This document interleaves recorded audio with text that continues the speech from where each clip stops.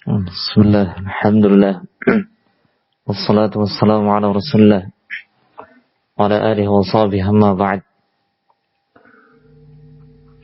Al-Mu'allif Syekhul Islam Al-Imam Al-Mujaddid Muhammad bin Abdul Wahhab rahimahullahu ta'ala mengatakan di dalam kitab Tauhid wa qawlihi ya ayyuhan nabiyyu hasbukallahu wa man ittaba'aka minal mu'minin.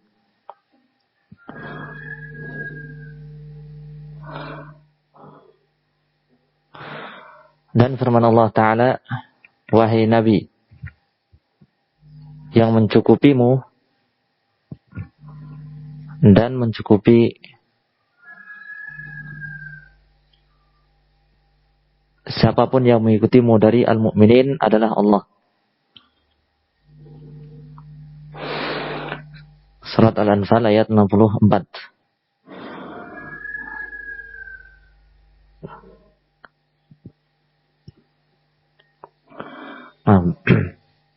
Wa qawlihi, dan firman Allah Ta'ala, wa may yatawakkal 'ala Allahi fahuwa hasbuh.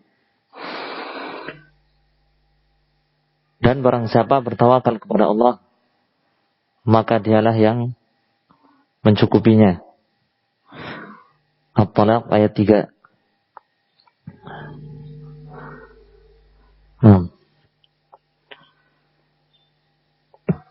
Dan tadi Allah Ta'ala berfirman, ya ayuhan Nabi hasbukallah. Wahai Nabi, hasbukallah. Hasbu maknanya adalah kafi, yang memberi kecukupan, yang mencukupi urusanmu dan melindungimu, yaitu Allah Subhanahu wa ta'ala. Hasbukallah.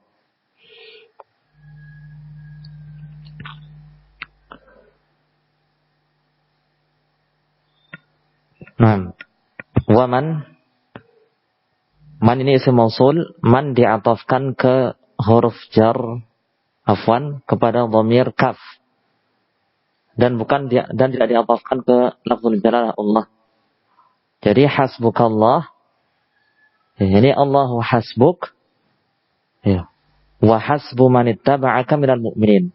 Allah itu yang akan memberikan kecukupan dan perlindungan kepadamu, dan yang akan memberikan kecukupan kepada siapa saja yang mengikutimu wahai Nabi dari kalangan kaum mukminin.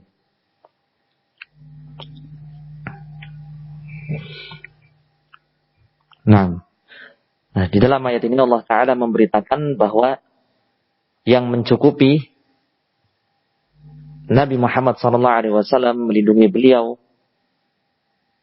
mengurus urusan beliau, demikian pula seluruh kaum mukminin yang mengikuti beliau adalah Allah. Allah lah yang akan memberikan kecukupan, memberikan penjagaan dan perlindungan.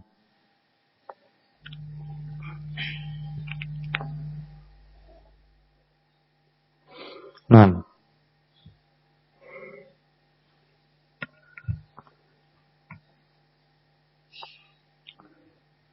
keterkaitan ayat ini dengan bab, ya, ayat ini menunjukkan bahwa at-tawakkul itu semestinya hanya kepada Allah Subhanahu wa ta'ala, karena dialah hasbuna, dialah yang memberikan kecukupan kepada kita, memberikan perlindungan, penjagaan kepada kita. Sehingga semestinya dialah yang hanya dialah yang kita sandari. Ya. Kita gantungkan hati kita hanya kepadanya.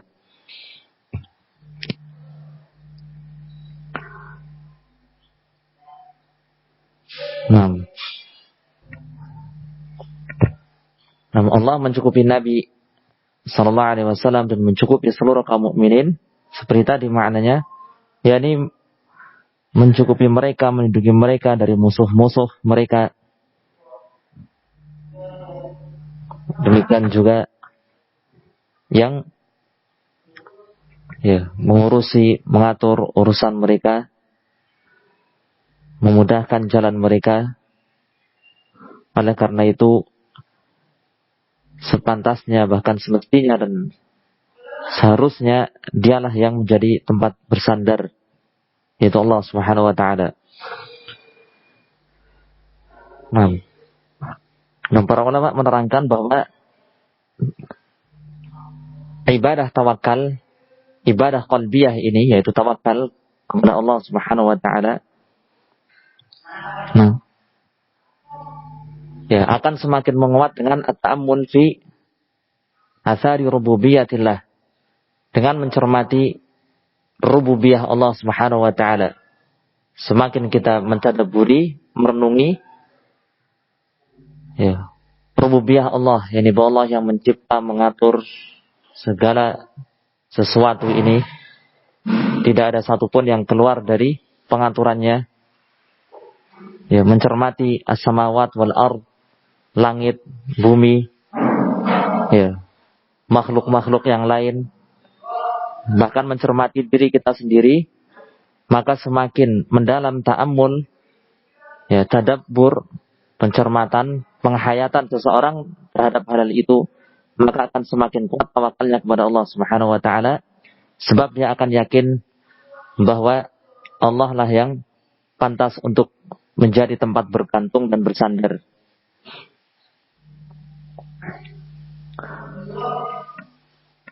Wa may yatawakkal 'ala Allahi fa huwa hasbuh. Barang siapa bertawakal kepada Allah, maka Allah lah yang akan memberikan kecukupan kepadanya. Fa huwa hasbuh. Nah, ayat ini, ya, dengan tegas menunjukkan, menjelaskan bahwa balasan tawakal 'ala Allah, balasan bagi orang yang bertawakal kepada Allah adalah Allah sendirilah yang akan memberikan kecukupan kepadanya, mencukupinya dalam urusan-urusannya, ya, memudahkan jalannya, melindunginya. Nah itu, memudahkan urusan-urusannya, demikian juga melindunginya dari segala gangguan dan rintangan. Nah, itu balasan bagi orang yang bertawakal. Ini menunjukkan bahwa tawakal itu diperintahkan. Tawakal itu adalah ibadah. Sebab Allah Subhanahu wa taala di dalam ayat ini, ya, berjanji akan memberikan balasan bagi orang yang bertawakal. Balasannya adalah bahwa Allah akan menjadi hasbuh. Ya. Bahwa Allah akan mencukupinya dan melindunginya. Nah, ayat ini, ya, atau terfahami kebalikannya dari ayat ini, bahwa orang yang tidak bertawakal kepada Allah, ya, bersandarnya, kebergantungan hatinya justru kepada selain Allah Subhanahu wa taala, maka khadarahullah, Allah akan menelantarkannya, membiarkannya tanpa dia beri pertolongan, tanpa dia beri penjagaan dan perlindungan. Allah biarkan. Nah, ini namanya mafhum mukhalafah. Ya, makna yang terfahami kebalikannya. Jika orang yang bertawakal kepada Allah, maka Allah akan memberikan kecukupan kepadanya dan melindunginya. Maka sebaliknya, orang yang tidak bertawakal kepada Allah, yakni kebergantungan hatinya justru kepada selain Allah, maka akibatnya adalah Allah biarkan. Allah tidak akan mencukupinya, Allah tidak akan melindunginya.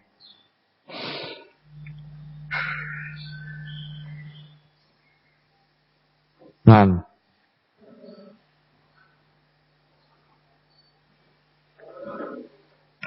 sehingga keterkaitan ayat ini juga jelas seperti tadi, seperti ayat sebelumnya yang diterangkan atau disebutkan oleh penulis rahimahullah.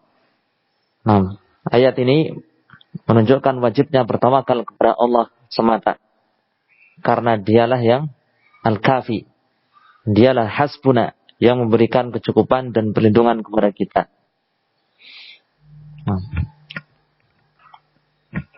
Syekh Shalih Al-Fauzan hafizahullah menyebutkan beberapa faedah yang dapat dipetik dari dua ayat ini, dari surat Al-Anfal ayat 64 dan surat At-Talaq ayat 3. Yang pertama, wujub tawakkul 'ala Allah, kewajiban bertawakal kepada Allah Subhanahu wa taala. Nah, sebab tawakal itu merupakan salah satu ibadah yang terbesar. Kemudian faedah yang kedua, ya, keutamaan bertawakal kepada Allah. Keutamaan bertawakal kepada Allah Subhanahu wa taala, yaitu Allah yang akan memberinya kecukupan dan perlindungan. Wa may yatawakkal 'ala Allahi fa huwa hasbuh.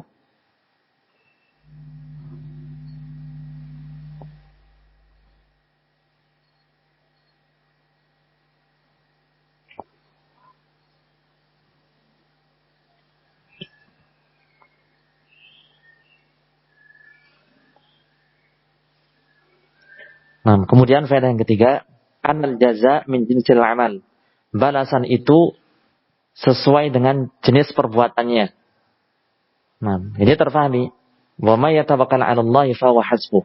Orang yang bertawakal kepada Allah, maka yang melindunginya dan memberi kecukupan kepadanya ya Allah. Demikian pula sebaliknya.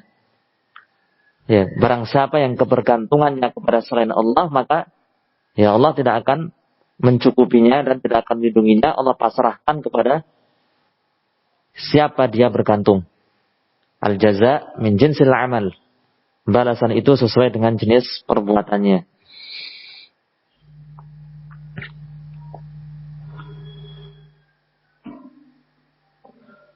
Nah, kemudian penulis rahimahullah mengatakan wa 'an Ibnu Abbas radhiyallahu anhuma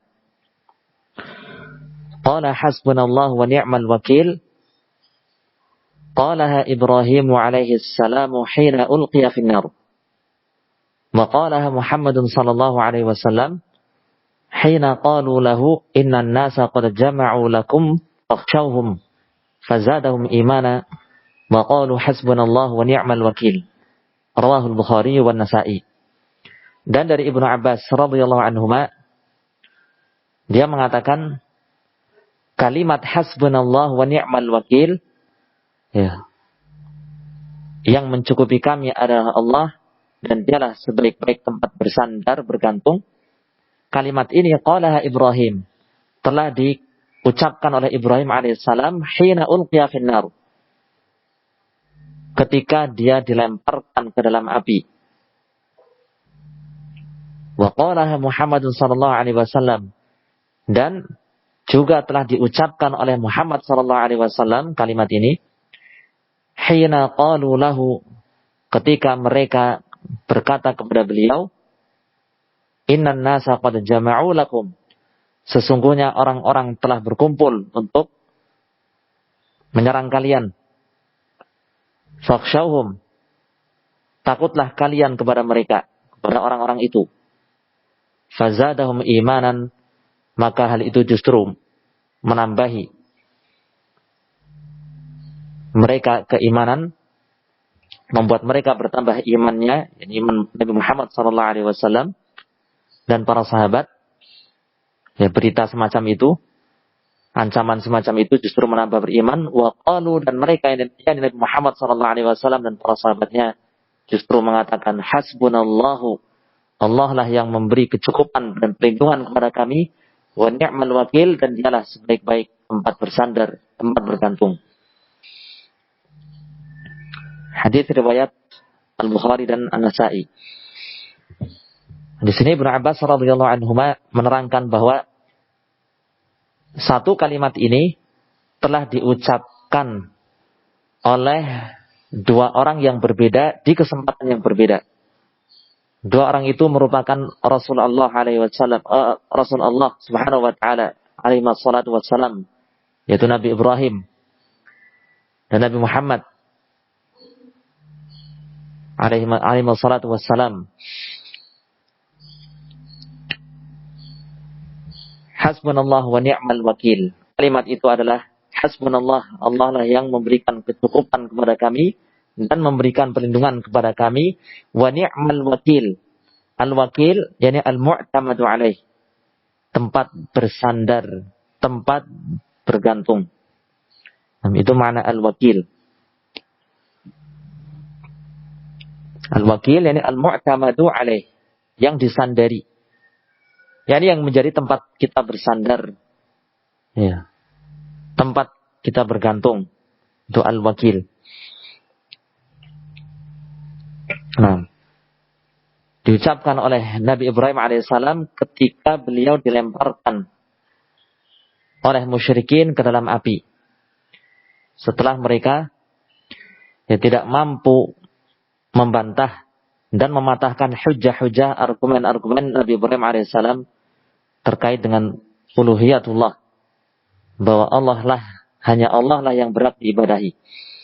Lalu mereka menggunakan cara-cara kekerasan semacam itu, membunuh Nabi Ibrahim alaihissalam. Qalu harriquhu wansuru alihatakum. Mereka mengatakan, bakarlah Ibrahim dan belalah, tolonglah sembahan-sembahan kalian itu. Maka Nabi Ibrahim dilemparkan finnar oleh mereka di dalam api, dan Nabi Ibrahim mengatakan, hasbunallah wa ni'mal wakil. Allah lah yang memberikan kecukupan dan perlindungan kepada kita. Wa ni'mal wakil, dan dialah sebaik-baik tempat bersandar dan bergantung.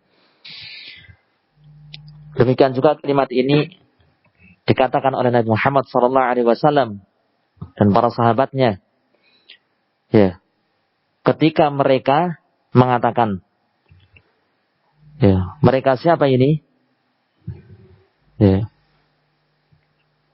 Ini disebutkan oleh Allah Subhanahu wa taala di dalam surat Ali Imran.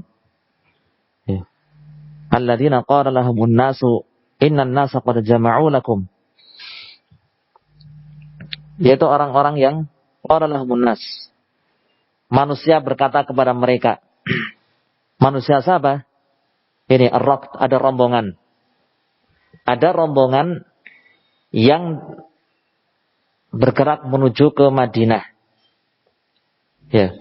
Mereka berjumpa dengan pasukan musyrikin Quraisy yang bergerak menuju Mekah. Ini berpapasan. Ada rombongan yang datang ke Madinah, bergerak menuju Madinah, dan rombongan yang lain, pasukan besar, pasukan musyrikin Quraisy, yang baru menjalani perang Uhud menghadapi kaum mukminin, dan kaum mukminin tertimpa kekalahan dengan sebab kesalahan sebagian mereka. Nah, Abu Sufyan yang ketika itu masih musyrik, yang memimpin pasukan musyrikin Quraisy, menitipkan pesan, atau sebelumnya dia berubah pikiran, berubah niat, sebelumnya dia berniat untuk membawa pasukannya kembali ke Mekah, setelah mendapatkan kemenangan, kemudian berubah niat untuk menghabisi Nabi Muhammad SAW dan kaum muslimin di Madinah. Sebelumnya kan perangnya di Uhud. Dekat. Dekat dengan Madinah. Tapi kemudian Abu Sufyan membawa pasukannya menuju ke Mekah, kemudian dia berpikir, kenapa enggak dihabisi sekalian, dihancurkan sekalian di Madinah. Merangsek masuk ke kota Madinah.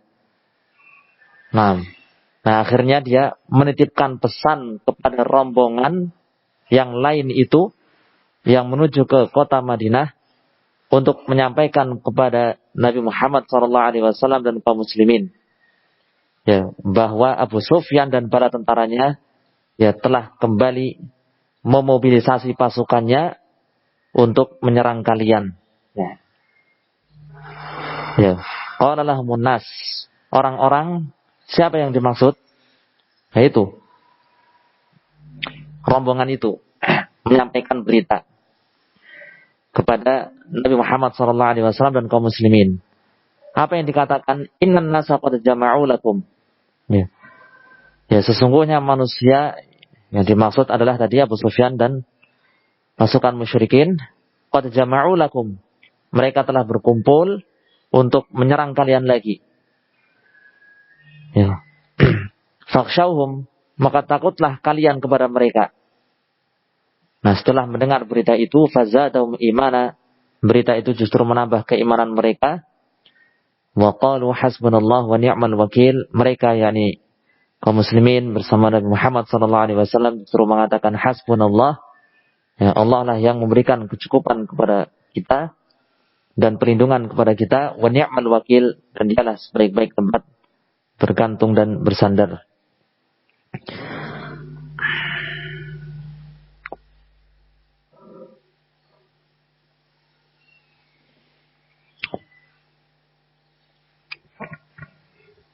Nah,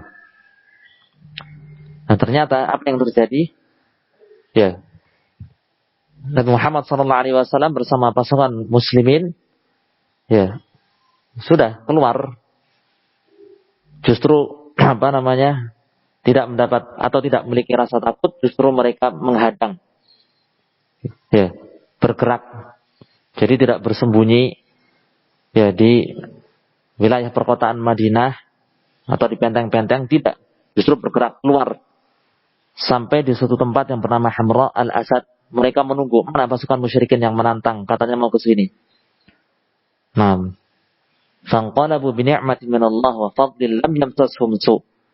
Maka mereka kembali, yakni Nabi Muhammad SAW dan pasukan muslim, setelah beberapa lama menunggu, kedatangan ternyata tidak datang, hanya ancaman kosong.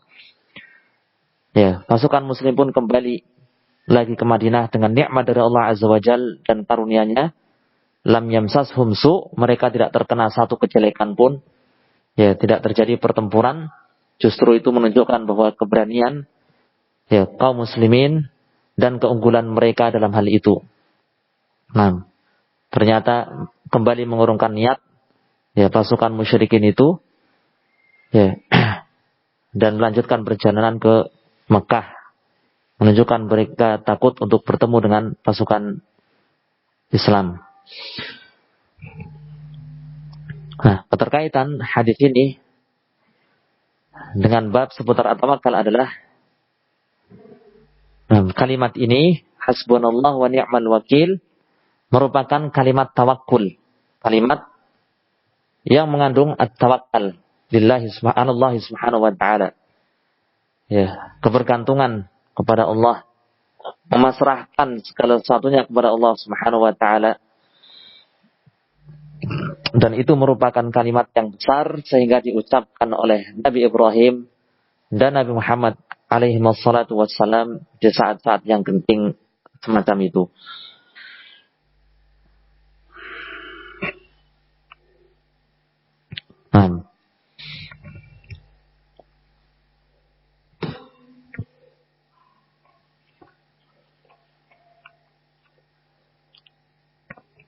Nah, sehingga kalimat ini menunjukkan, ya, keharusan bertawakal dan bersandar kepada Allah Azza wa Jal ketika menghadapi musuh.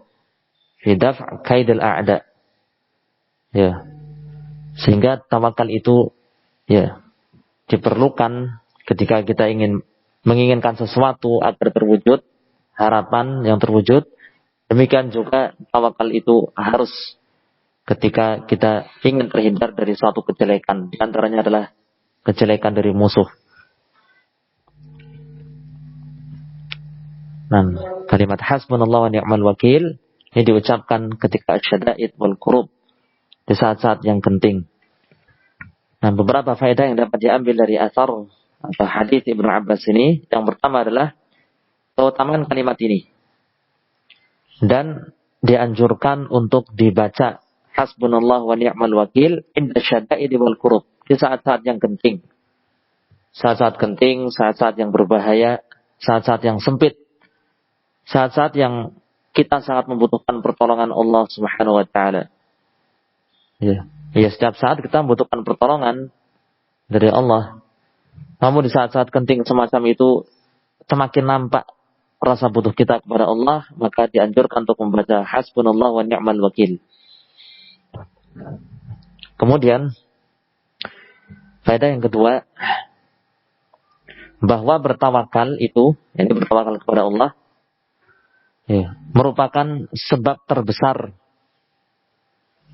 untuk mendapatkan kebaikan yang diharapkan dan terhindar dari keburukan yang dikhawatirkan. Tawakal kepada Allah merupakan sebab terbesar ya untuk mendapatkan kebaikan yang kita harapkan atau untuk terhindar dari keburukan yang kita khawatirkan baik di dunia maupun di akhirat. Ya oleh karena itu ketika Nabi Ibrahim ya tentunya sebagai manusia biasa mungkin muncul rasa takut ketika dilemparkan kepada an-nar, kepada api, ke dalam api. Ya tetapi Nabi Ibrahim alaihissalam ya ingat untuk bertawakal dan bersandar bergantung kepada Allah Subhanahu wa taala. Hasbunallah wa ni'mal wakil. Ya ternyata Allah Subhanahu wa taala menyelamatkan Ibrahim. Sebabnya apa Nabi Ibrahim selamat ya karena tawakalnya dia kepada Allah Subhanahu wa taala sehingga selamat dari keburukan yang sangat beliau khawatirkan. Ya qulna ya naru kuni bardan wa salaman ala Ibrahim. Ya sampai-sampai Allah mengatakan kepada api yang dinyalakan itu, api yang sangat besar yang dinyalakan itu, kuni ya naru kuni bardan, wahai api, jadilah engkau ya bardan, dingin dan keselamatan kesejahteraan bagi Ibrahim. Sehingga Nabi Ibrahim alaihissalam tidak merasakan panas, justru merasakan dingin dan kenyamanan. Nah, demikian juga ini Nabi Muhammad SAW bersama para sahabatnya ketika diancam seperti itu dalam keadaan ya mereka sudah terluka parah, banyak yang terluka parah dan banyak yang gugur. Ya dari kalangan pasukan Muslim di perang Uhud, Nabi SAW sendiri terluka parah seperti dalam hadis yang pernah kita pelajari di bab-bab yang lalu. Di wajah beliau sampai patah gigi beliau. Nah, namun luka-luka itu dan jumlah ya pasukan yang gugur dalam jumlah banyak tidak menyurutkan semangat mereka dan keberanian mereka. Ya, mereka menyadarkan segala satunya kepada Allah Subhanahu wa taala, hasbunallah wa ni'mal wakil. Kemudian apa yang terjadi? Ya, Allah Subhanahu wa taala memberikan keselamatan kepada mereka. Ini menunjukkan bahwa tawakkulu 'ala Allah, tawakal kepada Allah Subhanahu wa taala merupakan sebab terbesar untuk mendapatkan kebaikan yang kita harapkan atau terhindar dari keburukan yang kita khawatirkan di dunia dan di akhirat. Nah, kemudian faedah yang ketiga, anal iman yazidu wa yanqus, bahwa yang namanya iman itu bisa bertambah dan juga bisa berkurang. Ya, karena disebutkan di dalam ayat tadi, innan nasa qad jama'u lakum, sesungguhnya pasukan itu telah berkumpul untuk menyerang kalian. Fakhshawhum, takutlah kalian kepada mereka. Fazadahum imanan, berita itu justru menambah iman mereka. Fazadahum imanan. Nah, ini menunjukkan bahwa iman ini bisa bertambah. Dan juga sebaliknya, kalau bisa bertambah ya berarti bisa berkurang. Sebelum bertambah berarti imannya akan kurang. Tidak sekuat sekarang, tidak sebanyak sekarang. Jadi iman itu bisa bertambah dan bisa berkurang. Kemudian faedah yang keempat, ya, terkadang hal yang dibenci, tidak disukai oleh seseorang, justru itu baik, lebih baik baginya. Ya, menjadi kebaikan untuknya. Perkara yang tidak disukai oleh seseorang, terkadang ya ternyata itu justru baik baginya. Ya seperti ini kan, ketika diinformasikan, diberitakan, dikabarkan pasukan musyrikin itu kembali lagi mengarah ke Madinah untuk menghabisi kalian, menghancurkan kalian. Fakhshawhum, takutlah kalian kepada mereka. Ternyata justru yang terjadi fazadahum imanan. Nah, ini kebaikannya. Ya, kebaikan yang didapatkan oleh kaum muslimin saat itu adalah apa? Ziyadat al-iman, bertambahnya keimanan. Nah, kemudian ketika mereka dengan penuh keberanian dan dengan dasari keimanan ya keluar menghadang pasukan musyrikin yang dikabarkan akan datang kembali, ya itu kan suatu hal yang tidak disukai secara tabiat manusiawi berperang, nanti terluka, nanti terbunuh. Ya, kalau terbunuh ya sudah kan nggak terasa sakit lagi. Kalau cacat dan seterusnya bagaimana? Ya sudah hadapi. Fisabilillah di jalan Allah Subhanahu wa taala. Ternyata apa yang terjadi? Yang terjadi ternyata pasukan musyrikin itu justru takut dan melanjutkan perjalanan mereka ke Mekah, dan akhirnya informasi tersebar bahwa kaum muslimin dengan gagah berani menghadang pasukan musyrikin, tapi pasukan musyrikin ya tidak berani untuk menghadapi mereka. Ya, ini semakin kuat akhirnya, semakin bagus reputasi Islam dengan sebab itu. Sehingga terkadang sesuatu yang tidak disukai oleh kita, justru itulah yang baik bagi kita dan mendatangkan kebaikan untuk kita. Fa'asa an takrahu syai'an wa yaj'alallahu fi khairan katsira. Ya, bisa jadi kalian takrahu syai'an, membenci sesuatu. Wa yaj'alallahu fi khairan katsira. Namun ternyata Allah menjadikan di dalamnya terdapat kebaikan yang banyak. Nah, berikutnya penulis rahimahullah menyebutkan sebuah bab yang baru. Ya. Bab ini tentang dua hal, yaitu al-amn min makrillah, merasa aman dari makar Allah, dan yang kedua adalah al-qunut min rahmatillah. Ini kebalikannya tadi, kebalikan dari al-amn min makrillah, yaitu al-qunut, berputus asa dari rahmat Allah. Berputus asa di rahmat Allah Subhanahu wa taala. Ini dua hal yang bertolak belakang, yang satu ekstrim ke kanan misalkan, yang satu ekstrim kiri. Nah, yang pertengahan itulah tauhid. Yang pertengahan itu adalah tauhid. Sehingga perlu dipelajari dua hal yang berlebihan ini, dua hal yang ekstrim ini, agar kita bisa mengambil ya sikap yang pertengahan, yaitu tauhid. Nah, yang satunya adalah merasa aman dari makar Allah. Melakukan banyak dosa, ya tetap merasa aman. Tidak takut terhadap murka Allah dan azab Allah, hukuman Allah. Nah, dan berlawanan dengan itu, yang satunya lagi berputus asa di rahmat Allah. Al-qunut min rahmatillah. Ya. Yang satunya merasa aman, gak takut sama sekali. Yang satunya ya tidak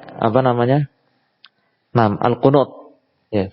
Takut tapi berlebihan sampai membuatnya berputus asa dari rahmat Allah. Tidak ingat bahwa Allah itu maha merahmati. Ya, Allah itu maha pengampun. Ya.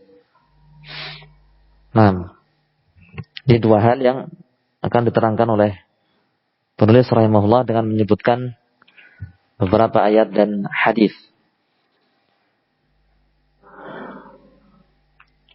Beliau rahimahullah mengatakan bab qaulillahi ta'ala.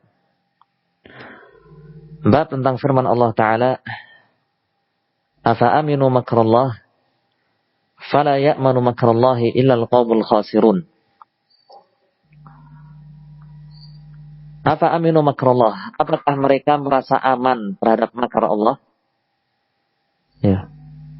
Fala ya'manu makrallah, tidak ada yang merasa aman dari makar Allah kecuali orang-orang yang merugi atau orang-orang yang binasa, al-khasirun. Nah, surat Al-A'raf ayat 99. Wa qawlihi, dan firman Allah Ta'ala, wa may yaqnatu min rahmati rabbih illa dhallun. Ya. Dan tidaklah berputus asa dari rahmat Allah kecuali orang-orang yang tersesat. Ini kan berlawanan. Tadi al-amn min makrillah, mereka yang merasa aman dari makar Allah sehingga tidak takut sama sekali kepada Allah. Yang kedua ini lawannya, yaqnatu min rahmatillah, yakni kebablasan dalam rasa takutnya sampai berputus asa dari rahmat Allah Subhanahu wa taala. Nah, surat Al-Hijr ayat 56.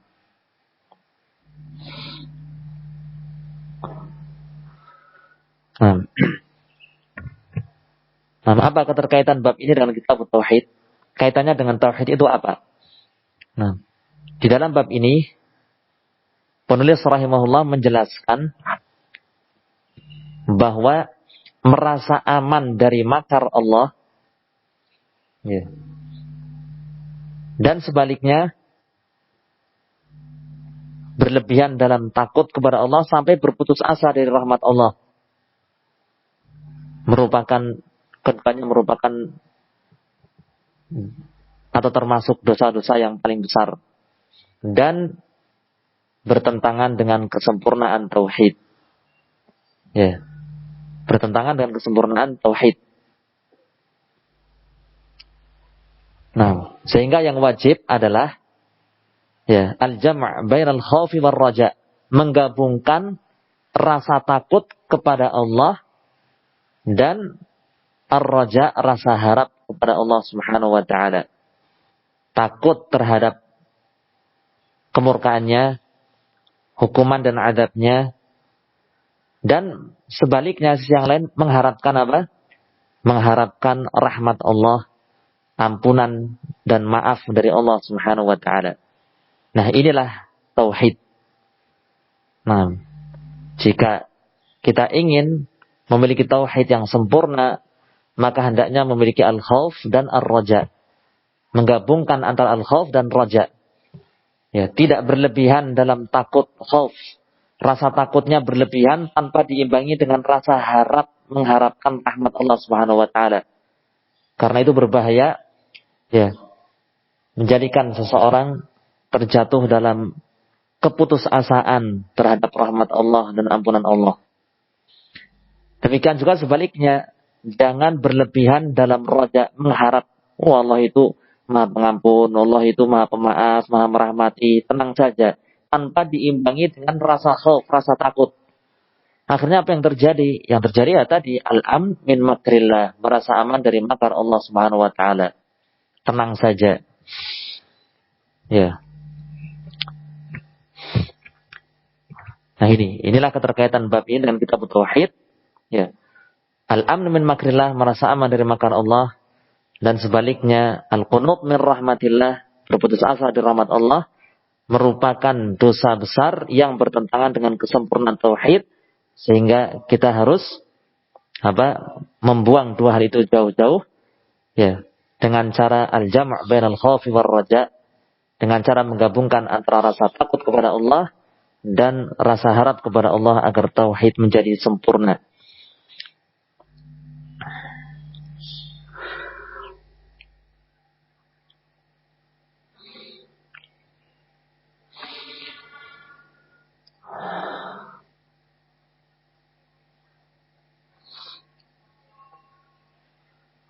Nah,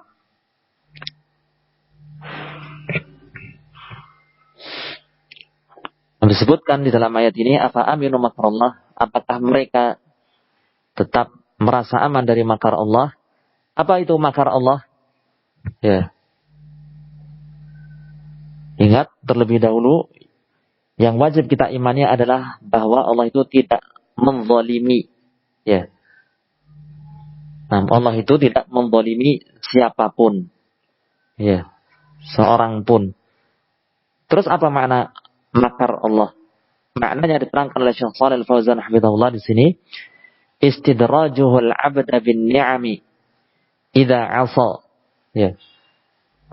Dia Allah, Allah terus memberikan kenikmatan kepada hamba padahal dia bermaksiat.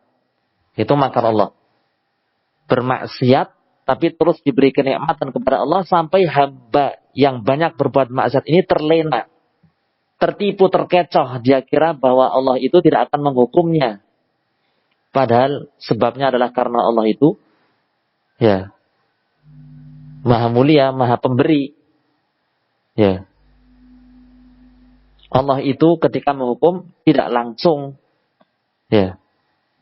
Tapi hamba ini terkecoh. Itulah makar Allah maksudnya. Yaitu Allah terus memberikan berbagai kenikmatan kepada hambanya padahal dia bermaksiat. Ya. Wa imla'uhu lahu, dan memberikan tangguh kepadanya. Ini menunda. Tangguh ya, ini tidak langsung berikan penundaan, tidak langsung menghukum. Hatta ya'khudahu akhdha azizin muqtadir. Terus menerus seperti itu sampai tiba saatnya Allah menghukumnya, memberikan hukum kepadanya dengan hukuman yang keras. Nah ini, itulah makar Allah Subhanahu wa taala. Sehingga jika atau ketika Allah mengharapkan kebaikan untuk seorang hamba, itu biasanya justru Allah memberikan banyak ujian agar hamba itu selalu ingat. Ya. Jika Allah menghendaki kebaikan untuk seorang hamba, justru Allah itu memberikan berbagai ujian agar hamba itu senantiasa bertaubat, memperbanyak amal salih. Namun jika sebaliknya, maka justru Allah istadrajahu bin ni'am. Ya, terus-menerus memberinya berbagai kenikmatan padahal dia itu banyak bermaksiat. Semakin banyak maksiatnya terus-menerus sampai tiba saatnya akhdhu azizil muqtadir, hukuman yang sangat keras dari Allah Subhanahu wa taala. Nauzubillah. Itulah makna makrullah. Afa aminu makrullah? Ya. Apakah mereka merasa aman dari makar Allah? Nah, ini pengingkaran. Allah mengingkari orang-orang yang merasa aman dari makar Allah. Ya, maka maknanya adalah perintah agar kita dapat takut terhadap makar Allah Subhanahu wa taala dan jangan merasa aman. Ya. Masing-masing dari kita punya maksiat. Masing-masing dari kita ya lebih mengetahui tentang dosa-dosanya, maksiat-maksiatnya. Tapi kalau kita lihat, kalau kita cermati, masih saja banyak nikmat-nikmat Allah yang kita rasakan.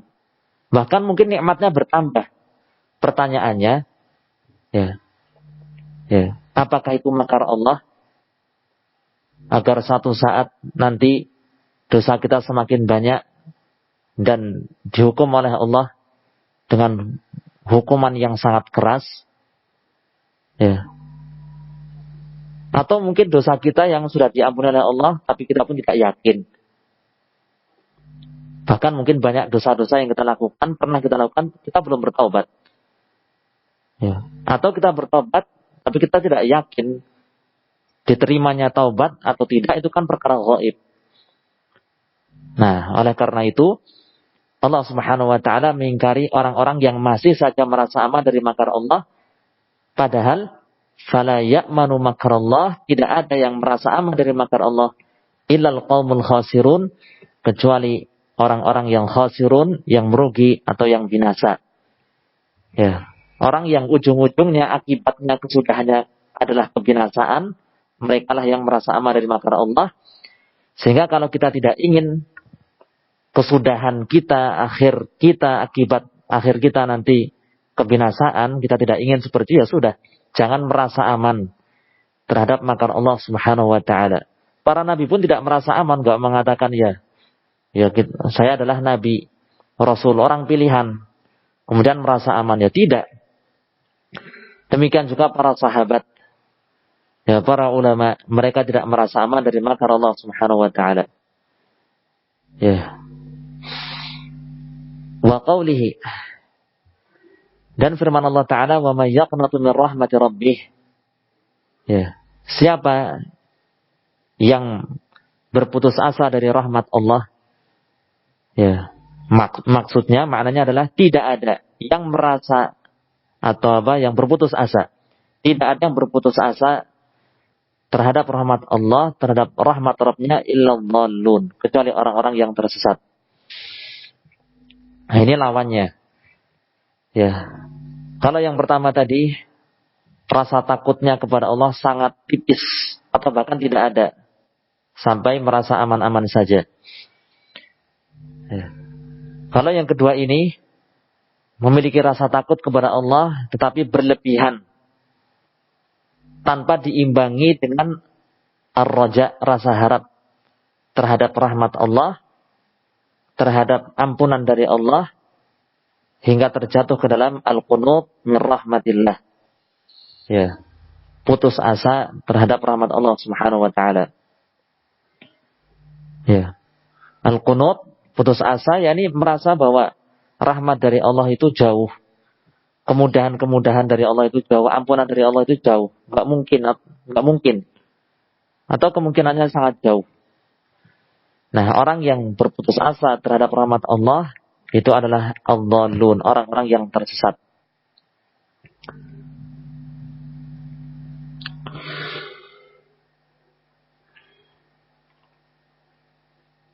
Nah,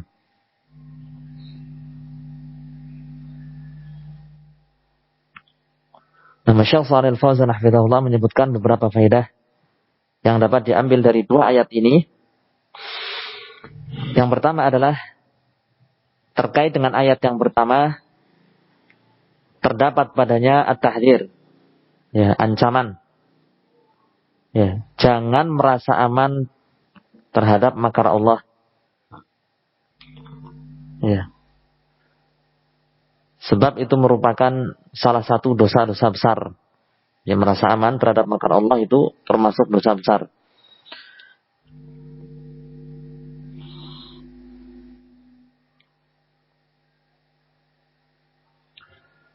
Nah. Kemudian faedah yang kedua terkait dengan ayat yang kedua. Ya, ancaman, larangan berputus asa terhadap rahmat Allah. Ya, dan itu juga termasuk dosa besar.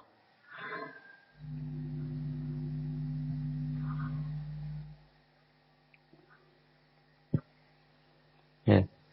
Kemudian faedah yang ketiga, ya, dengan menggabungkan dua ayat ini, yakni mencermati dua ayat ini sekaligus, maka tersimpulkan bahwa yang wajib adalah, ya, menggabungkan antara al-khauf dan raja, rasa takut terhadap Allah, dan ar-raja, rasa harap kepada Allah. Dari satu sisi mengharap, sisi yang lain cemas. Ya.